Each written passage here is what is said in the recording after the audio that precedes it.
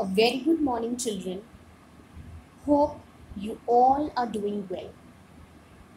Children, today we'll have a very quick reading of the dramatized Kashmiri folk tale When the Fish Laughed. It has a very interesting storyline with 5 scenes, and the setting of every scene is different. Overall, the play has the unity of all its basic elements.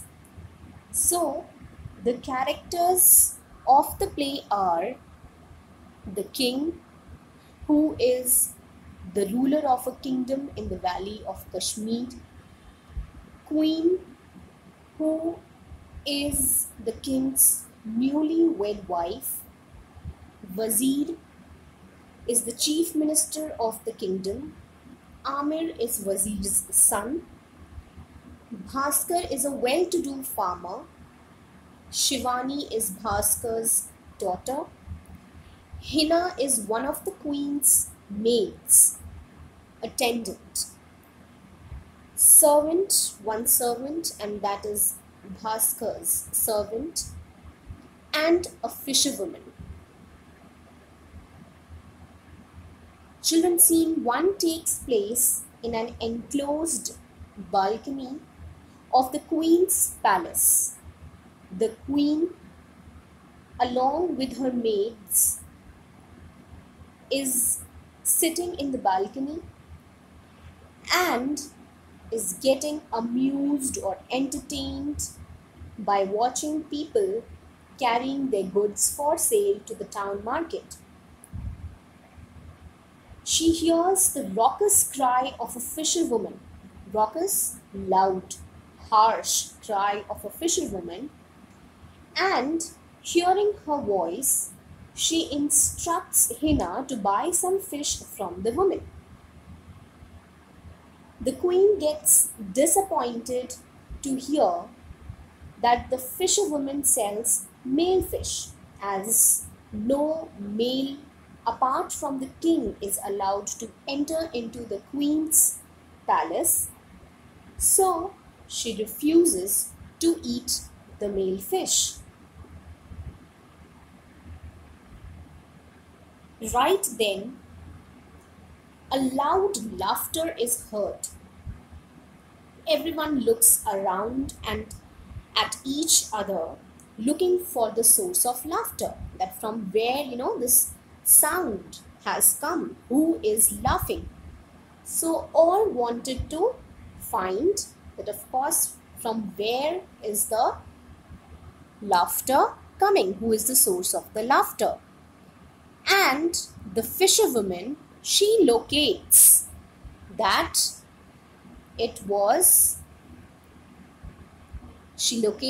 of course the fishes were laughing, the fish is laughing.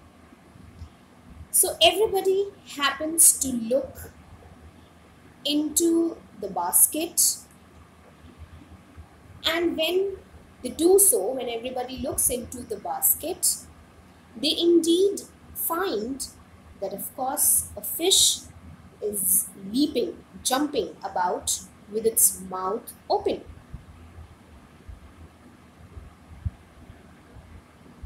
The queen feels humiliated. She felt as if someone has dishonored or insulted her, and she orders the guards to catch the fisherwoman.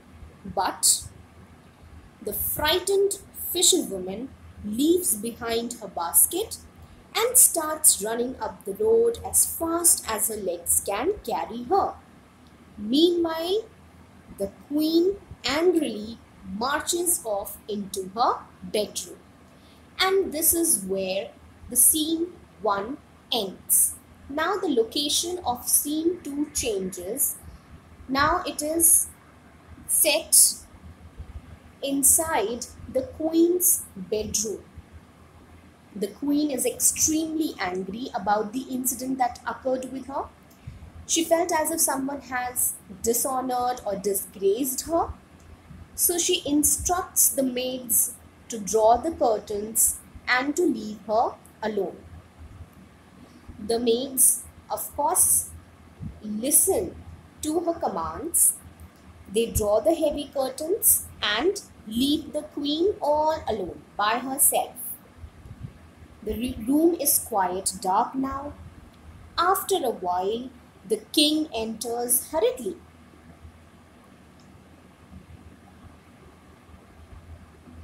He tries to pacify, to comfort her, to pacify her anger, and asks for her problem, for the queen's problem. She, of course, tells the king how she got insulted by a mere fish. The mere fish, that fish laughed at her in public. She complained this to the king. On hearing this, the king got confused. He doubted that how, could a fish laugh on a human being. But it happened so with her. The queen's rising anger was enough to infuriate the king. Then he finally consoles the queen and promises her to punish whoever is responsible for the offense.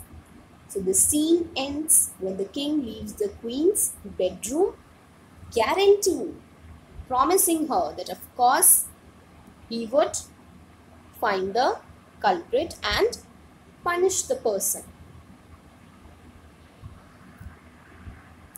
Then in scene 3 takes place inside the Wazir's home.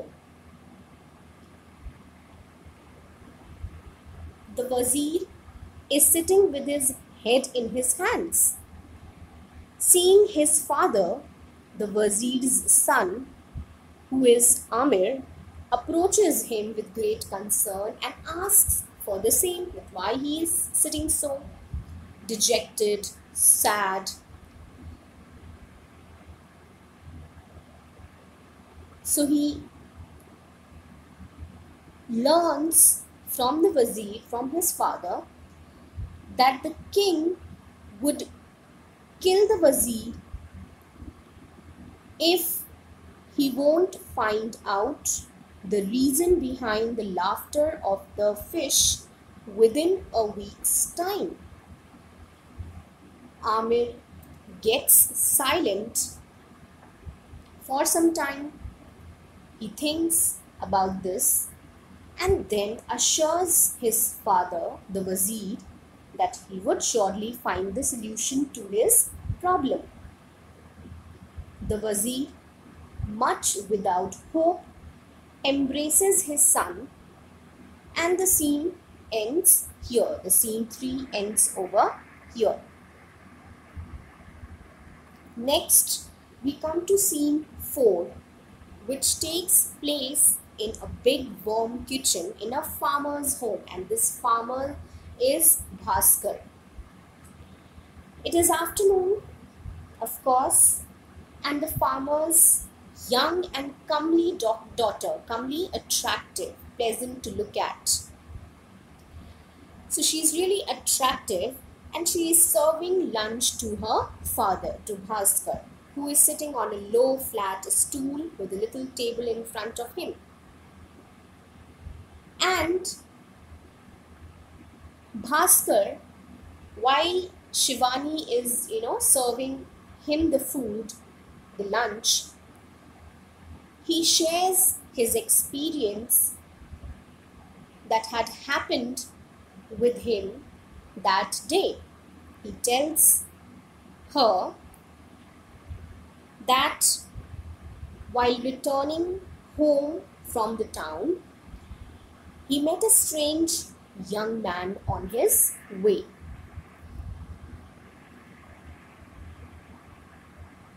So he calls him strange, and that is why Shivani questions him why he was calling him strange. The person whom he had met, why he was calling him strange. So of course the father Bhaskar tells it to her daughter Shivani that he was speaking in a manner that could not make head or tail off. He was not able to understand completely what he meant.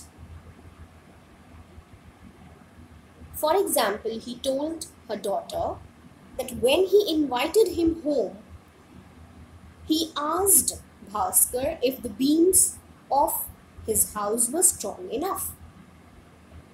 Shivani, being wise and intelligent, she quickly told her father that of course the man was really very wise. He was a very wise man.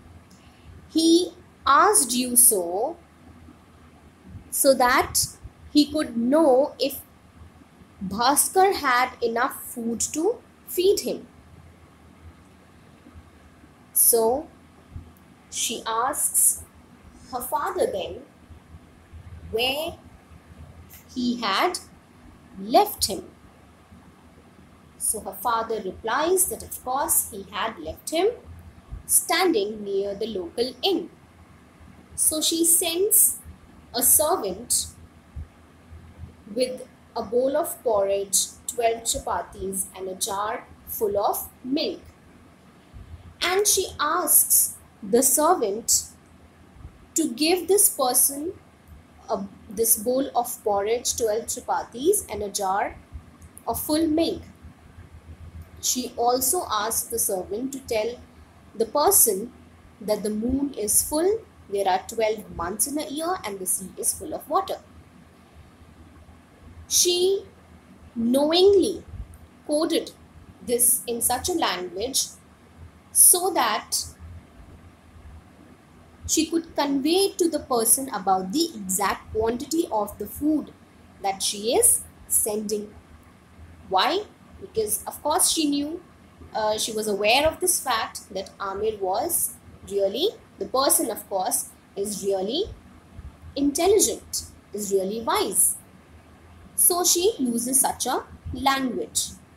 So that is why the moon is full, she refers to a bowl of porridge. 12 months, she refers to the 12 chapatis. And the sea is full of water, she refers to the jar full of milk. Of course, when the servant returned, he told Shivani what the person had asked him to tell her, that the moon is new, there are 10 months and the sea is not full at all. Not understanding the meaning of these words, the servant repeated them word for word as he had heard them from that person. And he told about this to his mistress. Thus his theft was discovered. Shivani realized that the servant had been unfaithful, because while he was being sent by Shivani, on his way he met his son who was really hungry. So he gave him some porridge, 2 chapatis and half the milk from the jug. This is where Shivani caught him red-handed, and of course she asked angrily to the servant to just leave the place, or otherwise she would punish him. So of course the servant left. Now we find that of course not only she had sent food for this person, but she had also asked the servant to invite him for the dinner. So now it was already evening, and now we come to know that of course this person is no one else than Amir, the Wazir's son. So he is at Bhaskar's house. Shivani is serving dinner to Amir and her father Bhaskar. Amir tells them about his father's problem and his search for the person who could solve the mystery. Amir feels that Shivani is the right person, as he believes that her wisdom was certain and that she might help him solve the problem of the fish. So he asks for her advice. It takes no time for Shivani to understand the mystery, and she quickly gives the solution. She quickly provides the solution to Amir. She says that of course it is very clear that why the fish laughed. There must have been a man inside the queen's palace at that time. Hearing this, Amir rushed home to give this news to his father. So here the scene ends. Next we come to scene 5, which takes place at the king's palace grounds. A feast is going on. The queen is present with her maids, and the king has organized this feast on the advice of the vazir's son, that is Amir, so that they could catch the man disguised as one of the queen's maids. So a large, deep pit was freshly dug in the ground. And then, as the feast was going on, the Wazir announced that they have organized a game for the maids of the queen, and whosoever would be able to jump over the pit, the maid would get the reward. One by one, of course, the maids tried to jump over the pit, but fell into it. Finally, one maid did manage to fly right across to the other side of the pit. And they quickly realized that, of course, this is the man who was disguised as a queen's maid. The Wazir instantly instructed the guards to catch that person, and as they removed his veil, they found that of course it was a man. The person of course tried to escape, but he was captured by the two guards. The king told the queen that this was the reason why the fish laughed, because a male was already in her palace. It was the wisdom of the Wazir and his son that had helped them to catch the culprit. On hearing this, the queen asked the king to reward the Wazir and his son, as they had prevented the crime this man intended to do in disguise. So the Wazir and his son were indeed rewarded with lands, golds and jewels by the king. The Wazir finally retired to a palace built near a lake, where he lived happily with his son and his wife Shivani. So Amir got married to Shivani, the farmer's intelligent and attractive daughter. So it is there where the entire play ends. So children, I hope you found the play fascinating, gripping. Do go through the video again and revise it. Thank you children. Bye-bye.